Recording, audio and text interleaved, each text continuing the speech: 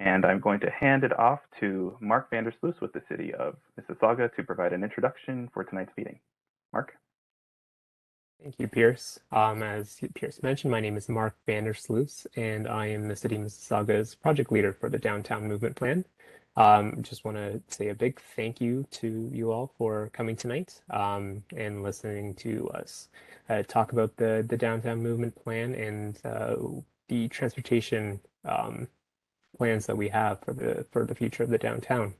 We're really excited to share with you the work that we've done and are looking forward to hear any thoughts, comments, and questions that you might have on it. Next slide, Angie. And with that, I will pass it on to our Manager of Transportation Planning, Susan Tanabe, to read the land acknowledgement. Good evening, everyone. Thanks for coming. The land acknowledgement. We acknowledge the lands which constitute the present-day City of Mississauga as being part of the treaty and traditional territory of the Mississaugas of the Credit First Nation, the Haudenosaunee Confederacy, the Huron-Wendat, and Wyandot nations. We recognize these peoples and their ancestors as peoples who inhabited these lands since the time immemorial. The City of Mississauga is home to many global Indigenous peoples. As a municipality, the City of Mississauga is actively working towards reconciliation by confronting our past and our present, providing space for Indigenous peoples within their territory to recognize and uphold their treaty rights and to support Indigenous peoples. We formally recognize the Anishinaabe origins of our name and continue to make Mississauga a safe space for all Indigenous peoples. Next slide, Angie. And I think I'm going to be handing it back to Pierce, who's going to go over the welcome and introductions. Sure, thanks, Mark. Well, yes, as Mark just mentioned, I'm going to be going over the welcome and introductions. Next slide, Angie. My name is Pierce Sprague. I'm going to be your facilitator tonight, which really just means I'll be directing traffic during the Q&A portion later on in the agenda. I do also want to introduce the three presenters for the evening. You've already heard from Mark, and you will hear from him again as he's going to be closing the meeting. But between now and then, you will hear from Carl Wong and Jason Zhu as they go over some of the more technical details of the project and the study so far. Next slide, Angie. The purpose of today's meeting is multifold, but first off, to provide you with an overview of the study progress since the last, it wasn't really a virtual open house, but that's what we're calling it, the last time that we provided a public update on the project. Then to also present our recommendation of key infrastructure improvements within the downtown area and to obtain your feedback on the draft preferred networks, which includes a fine-grained street network improvement, higher order transit improvements, and cycling network recommendation. Next slide, Angie. As for the format of the meeting, we are going to present to you all of this information I just went over. Kind of right at the top of the meeting here, we're going to go through a 30 to 45-minute presentation, after which we will have a formal Q&A session. So the way that we are going to ask you to provide your questions and your comments today is through the Q&A box at the bottom right-hand corner of your screen. You should be able to click on that and type your questions right in there. So if you are interested in providing just a quick hello, your name, and maybe an organization you represent, just to make sure you are able to use the Q&A feature, you are welcome to do so. Not required though, so totally up to you. When we're going through the questions during the Q&A session, your name will not be read aloud, so it will be as if your question is anonymous. I will be directing your question to the most appropriate project team member to ask it. If your question is similar to another person's question and you don't hear yours read aloud specifically, that's just because we don't want to kind of repeat ourselves if we have similar answers to some of the questions. If you do feel that our answer to one of the questions was insufficient, feel free to just type in another question and reiterate that you would like to have it readdressed. Time permitting, we will allow you to raise your hand using the raise your hand feature on WebEx to ask a question. This will be at the tail end after we have addressed all of the written questions. And of course, all public input received through this virtual meeting will be included in a feedback report and will be posted to the project website at a later date. Next slide, Angie. As for other ways to provide your input, there is a virtual open house live right now. It is at mississaugadmp.com. That will be open until June 21st, and you can provide your feedback through a number of survey questions on that site. The presentation portion of tonight's meeting will be recorded and posted on the project website sometime next week. If you have further questions that weren't addressed during this meeting or aren't addressed on the virtual open house, feel free to contact Mark. His email is listed on the page here, or you can also send your comments directly to the project email address at downtown.strategy@mississauga.ca. And with that, that will cover our introductory portion of the meeting today. So I will hand it over to Carl Wong to provide an overview of the Downtown Movement Plan. Carl? Thanks, Pierce. For those that may have missed the first public meeting or some of the background, I'll spend a few minutes to go over an overview of what this plan is about and the project that we undertook so far. Next. So just to put this in perspective, the Downtown Movement Plan is one of many studies that the city is undertaking, and its recommendations and its findings will feed into the downtown strategy. Some of the consultation for the strategy has already been undertaken, as shown in the green flow chart. The strategy was put on hold back in 2021 in terms of consultation, but will be resuming shortly, especially with the findings from this study, which will feed into the phase 2 portion. Where we are today is that we've completed 2 phases of our EA process on the Transportation Master Plan. Phase 1 was undertaken to assess existing conditions, to identify what was going right or what may be issues or problems in the downtown, and to identify the problems and opportunities which will guide the development of alternatives and recommendations that we will be presenting to you tonight. Next slide. So just to recap the study area, as shown in the black dashed dotted line, this is the downtown set of boundaries. Our study for the Transportation Master Plan, which will be looking at various multimodes, transit, autos, walk, and cycle, will mainly focus within the study area, but we will also mention potential impacts or implications that go beyond these boundaries. As you've seen in the road network that serves the downtown, we have Highway 403 to the north, of which Ontario and Mavis both serve traffic to and from the downtown, as well as a set of key arterial roads in Ontario, Burnthorpe, and Mavis, and a set of collector roads that serve the downtown in a grid-like pattern. And as part of the study, as I mentioned, going through the phases 1 and 2, I think the key thing here is the process, that we're considering a balanced approach, considering all these modes, as well as to follow a process where we take in your feedback, look at the recommendations that we have proposed, and to see whether there's any refinements necessary, and to produce and generate a final report that incorporates your feedback. Next slide. In terms of schedule, our project had started back in 2020.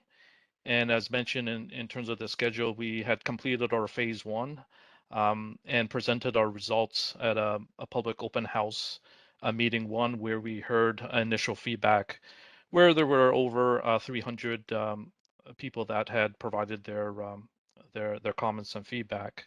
We took that feedback and prepared a set of guiding principles and opportunities that helped us to identify and evaluate alternatives, which then we took through a detailed process in terms of analyzing and modeling these for the future. And the future that we're looking at today and planning for is 20 years into the future. So a 2041 horizon year is what we're focused on. And in terms of how we get there, there will be future additional studies that will look at phasing and implementation. What we're here tonight is to present the findings of that phase of analysis of the future, and then to prepare a report on the public feedback, and to prepare a final report that will be taken through council for adoption. Next slide.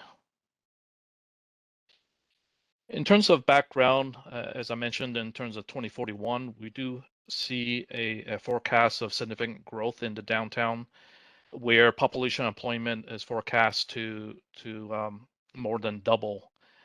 Most of that density, as shown in the graphic to the bottom right in the blue shades, a lot of that density is focused around the Confederation Parkway and Burnhamthorpe area, though there is growth definitely distributed throughout the downtown. Next slide. Based on the feedback provided at the public information number 1, we developed a problem opportunity statement that is focused on some key themes.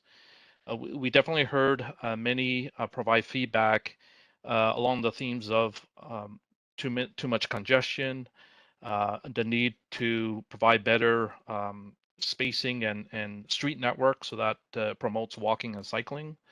The land parcels, which are large, is a roadblock to that finer grain street network.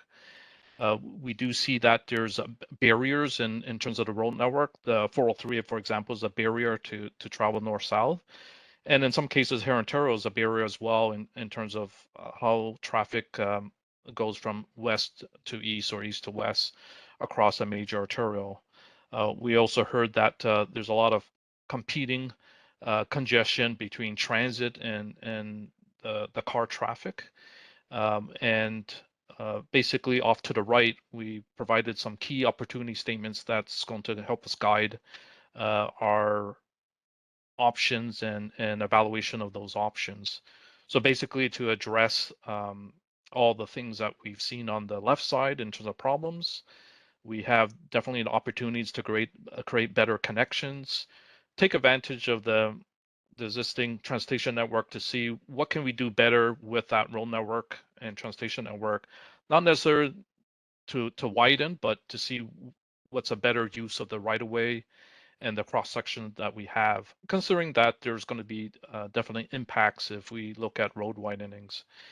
We also see the opportunity to make better connections for transit and not just walking and cycling, and to provide more bus services to serve the downtown as well as traffic to and from other parts of the city of Mississauga and beyond. Next slide. So in terms of looking at the public feedback, if we look at the themes and narrow these down to the 4 key travel modes in the downtown, we heard and documented top 3 concerns and top 3 potential improvements that we examined in this master plan. Just to walk from left to right, we have the top 3 concerns on walking. Similar themes here in terms of vehicle speeds, traffic traveling too fast, safety at crossings would be a concern with speeds. And as mentioned before, we have large blocks, which is a constraint or a conflict with having introduced better walking and cycling paths. And in terms of improvements, obviously we'll be looking at what can we do to improve our sidewalk quality as well as our widths, what type of green infrastructure that we can accommodate along with those sidewalks, and to see what can we do better at pedestrian crossings, whether there's improvements to signal timing and or better visibility in terms of signage and warning, especially for traffic. Similarly, on the cycling front, we have the conflicts with drivers, a lack of protection in terms of cycling against heavy traffic roads, and the obvious improvements there are looking at better ways to keep cyclists safe, which includes buffered bike lanes, protected cycle tracks, and multi-use paths. On the transit front, we heard concerns about long wait times, bus stop locations poorly located or hard to reach, and difficult transfers. And the key improvements to resolve those are to improve bus stops and sheltered locations, make transfers better, potentially improving the transit terminal that we have in the downtown, and to see what we can do to prioritize transit to make sure they are not affected by the traffic congestion that we might see today. And lastly, on the driving side, concerns about congestion safety and certain turns at busy intersections are some of the common themes that we hear, throughout the city. I think specifically with downtown, we have the opportunity to have this balanced approach to not just focus on traffic in terms of cars, but to look at all modes. And so when considering improvements, we're not going to necessarily just focus on widening roads, but to look at what we can do to make them safer, to improve the conflicts, to improve the crossing of these roads. And in that case, it's looking at reduced lane widths, reducing the number of lanes, and to look at alternative traffic controls to better navigate across busy intersections. Next. Once we have identified the problems and the options that we want to look at, we looked at evaluation criteria, which focus on 5 key themes that we would take each of the options through. Our key themes are strategic city building, economic operations, constructability, and safety, vision zero. These key themes are important to achieve that balance I was referring to, and making sure that we're keeping all these objectives and evaluation criteria in mind, that we're not focused on just achieving one goal, but to make sure that we have a balanced approach. And some options will do good at will achieve success out of 4 of the 5 criteria, but we need to look at all 5 and make sure that we have that proper evaluation with all the considerations in mind. And today we're looking forward to any feedback that if we missed anything in terms of a concern or an evaluation of one of our recommended preferred networks. Next slide. How we evaluated options was to take it through a framework where we perform sequential analysis of prioritization of key elements or vision elements that we wanted to achieve the downtown. That vision, first of all, includes providing better connectivity, and that Fine Street network is going to achieve that by providing a better block spacing and shorter crossing distances, especially for our cycling and walking trips. And the next sequence is to see if transit can support that Fine Street network as a second priority in terms of a vision, and to see what we can do to improve bus service, what we can add in terms of additional rapid transit. And this is in addition to the Huron-Ontario LRT that's being constructed. And then lastly, we will consider road capacity improvements. Lastly, not to say that it's the least important, but we want to achieve our vision of supporting our alternative modes first in terms of walking, cycling, and transit, and to see if those improvements don't satisfy or accommodate the forecast that we envision for the downtown, then we'll consider what we can do on the roadside, which could include adding new roads or widening existing roads to accommodate the traffic. Next slide. Now, I'd like to pass the next stage of this presentation to Jason Zhao, which will take us through our recommendations and again, look forward to your feedback at the end of this presentation. Thanks. Thanks, Carl. Before I give it to Jason, I just wanted to interject real quick. Sorry for the interruption. I've noticed that we had several people join between the time that we gave our introduction to the meeting and now. So I just wanted to remind everybody that you can provide feedback at any time during the presentation here. You can leave your questions through the Q&A feature within WebEx. It should be on the bottom of your bar in your WebEx window. If you don't see it, try clicking on the little 3 dots, more options icon down there, and it'll pop up. So for those of you who just joined, we ask that you type in your questions and comments via the Q&A feature, and we will get to those at the end of the presentation. Thank you. And now Jason will take over with the recommendations. Thank you, Pierce. Yes, and we welcome all the questions, and we'll provide the Q&A at the end. And next slide. So following the framework, evaluation framework Carl's just talking about, and this is our package 1. This map shows the recommendation from our fine-grained street improvements. Yeah, mostly local roads that improve the connectivity for all modes within downtown. The blue lines here are the confirmed improvements already approved by EA or part of development applications. Orange lines are the alternatives we recommend. Fine-grained streets can encourage sustainable mode and cut the parking lots into smaller blocks to support future transit-oriented developments. There are 3 major improvements area to your attention. The first one is the city center drive extension and realignment, as shown in the red circle. The current curve will be eliminated to add in new intersections with direct connection to both Huron-Ontario Street and Burham's Road.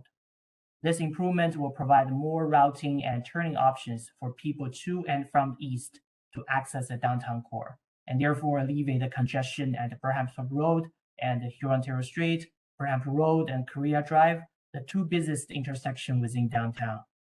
Next one, move up along the Huron-Ontario Street, close to Rathbone. We recommend the 2-way Square One Drive extension to be connected to Rathbone Road at a signalized intersection east of Huron-Ontario. Together with a new and direct connection between Square One Drive extension and Ship Drive, shown as the dotted line there, these improvements will help further build the street network east of Huron-Ontario, allow access to new developments, and provide more routing options for transit. The third area is the Rathbone district. New roads include Hammerson Drive extension and a new east and west local road between Centerview Drive and Rathbone. They will provide better connections to the future offices there. Next slide. Building on the fine-grained street network, we evaluated the higher order transit alternatives in the second package. As mentioned by Carl, by 2041, the most dense area will be the southwestern part of the downtown near Confederation Parkway and the Burham's Road. The purpose of the proposed downtown loop alternatives is to bring the higher order transit closer to those areas. Alternative 1, enhanced transit BRT, showing as a green line on the map. It has dedicated medium bus lane along Burham's Road between Elora Drive and Huron-Ontario Street, and on Duke of York between Burham's Road and the Rathbone Road.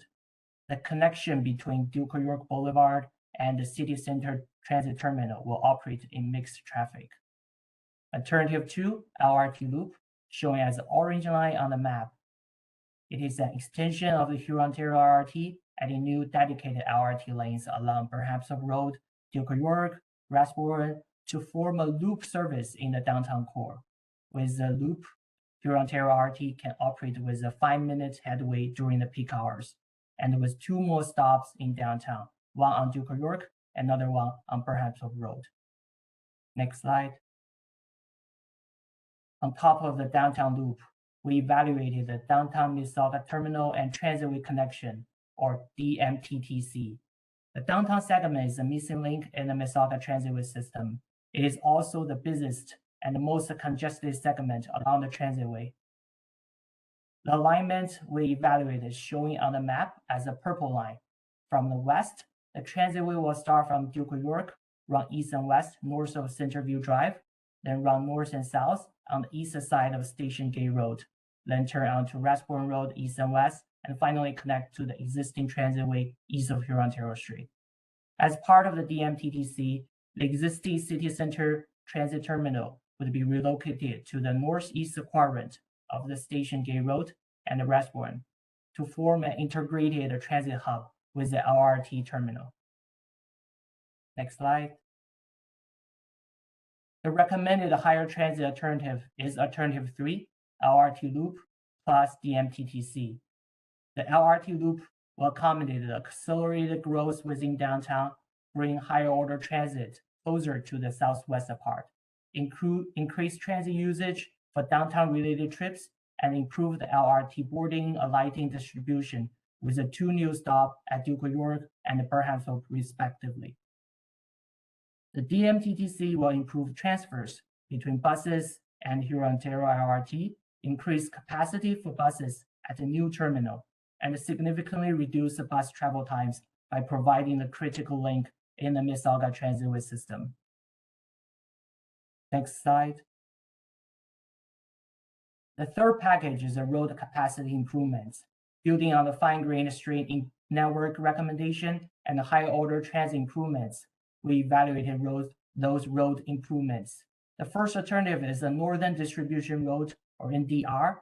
It is a new service road to the north of Highway 403, shown as a blue line on the map. There are two new flyovers over 403 that connected the NDR with existing downtown road network and the Rathbone Road. One is a flyover, the extension of Duke of York Boulevard. Another one is extension of City Center Drive. The second alternative is the widening of Burhamstle Road east of Huron, Ontario, from 4 lanes to 6 lanes. It is a red line on the map. The third alternative is Centerview Drive, widening from 4 to 5 lanes. It is a purple line on the map. All those road capacity improvements are not justified as part of this study. Specifically for the Northern Distribution Road, it is a high-cost auto-focused infrastructure with limited benefits for other modes, which is not aligned with the vision for downtown Mississauga. The two flyovers over 403 would conflict with Huron, Ontario LRT Bridge at the Centerview Drive and the potential bus operation and access along Duke of York. Also, it has significant implementation challenge, such as removing the existing Highway 403 eastbound off-ramp at Huron, Ontario Street. Next slide. Building on the recommended street network, this map demonstrates the downtown's dedicated cycling facilities. Orange lines are existing ones, and the blue lines are the future ones in the downtown areas. Dedicated cycling facilities include the multi-use paths, cycle tracks, and bike lanes. North-south dedicated cycling facilities through downtown include the Confederation Parkway and Huron, Ontario Street. East-west cycling routes through downtown include the Burhamstle Road and Rathbone Road. Within the downtown core area, there are dedicated routes along Square One Drive, Leaving Arch Drive, and City Center Drive, which together form a loop and can lead you to all major destinations. There will be cycling routes just outside of the downtown core, along Central Parkway, Millis Road, and the proposed multi-use paths along the Hydro Corridor. Cyclists can use it to bypass downtown if they prefer a quiet route. Additionally, there's an opportunity to add an active transportation bridge over Highway 403, identified as a purple arrow on the map, with the relocation of the downtown transit terminal and the proposed east and west cross regional rail by the GGH Transportation Master Plan. This active transportation bridge can connect the two transit corridors. Next slide. Here's a summary of our recommendations. Package 1, the fine-grained street improvements have strong benefits and positive impacts based on the evaluation criteria. The fine-grained street network will be the foundation to realize a vision of a multimodal downtown Mississauga by encouraging sustainable modes, supporting future growth, and providing a safer realm. Package 2, transit. On top of the fine-grained street network, LRT loop plus DMTTC is recommended. Together with Huron LRT, they will become the backbone of the transportation network to support a higher density and help build a vibrant downtown. Note that transit improvements will not only provide convenience to transit users, but will also reduce the delays for auto trips by attracting more people switch to transit. Road capacity improvements are not recommended due to their limited benefits, conflicts with other planned or under construction infrastructure, and several implementation challenges. Please note that the road capacity is not only about the auto capacity. We're recommending a multimodal network for all users. The recommended dedicated cycling facility presented in the previous slide will also increase the road capacity for moving people. Next slide. Back to you, Pierce. Perfect. Thanks, Jason. All right, you can go ahead and go to the next slide, Andy. Well, that brings us to the end of the presentation today. That's all of the information we had to share with you. So now we are going to open the discussion and Q&A portion of the meeting. So We don't have very many comments in here yet, so go ahead and get typing so that we can make all of these very smart people on the call work their brains a little bit. I mentioned earlier the presenters. You'll notice in the panelist list here that there are significantly more people here than just the few people who presented. These are representatives from the project team in the city who would be able to answer any questions that are related to the project or even adjacent to it. So yeah, anyway, with that, I will go ahead and start asking a couple of the questions.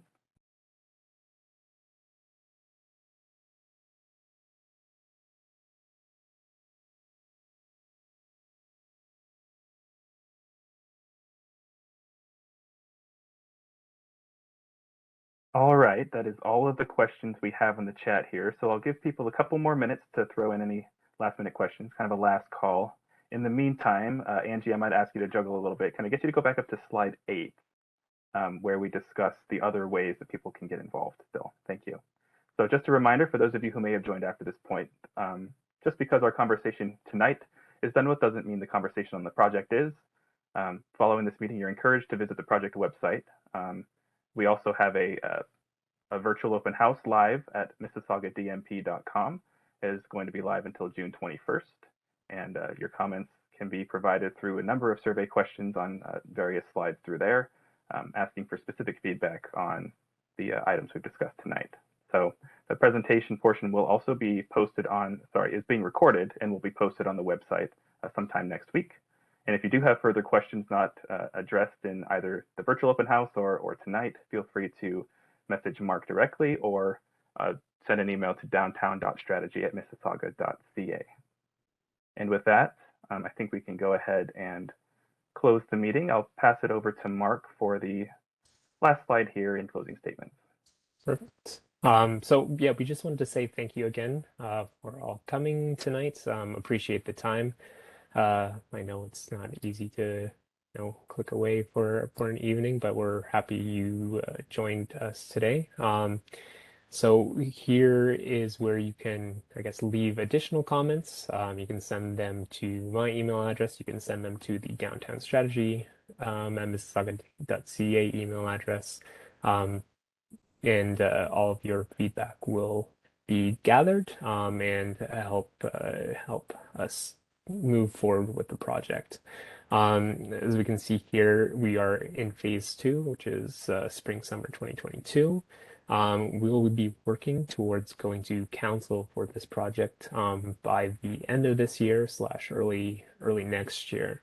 And that will be bringing the plan. So the recommendations that you see here today will be refined, and the implementation strategy will be developed, and we'll be bringing that to council either later this year or early next year. And I think that is it for us. So again, thank you very much, and hope you all have a great night.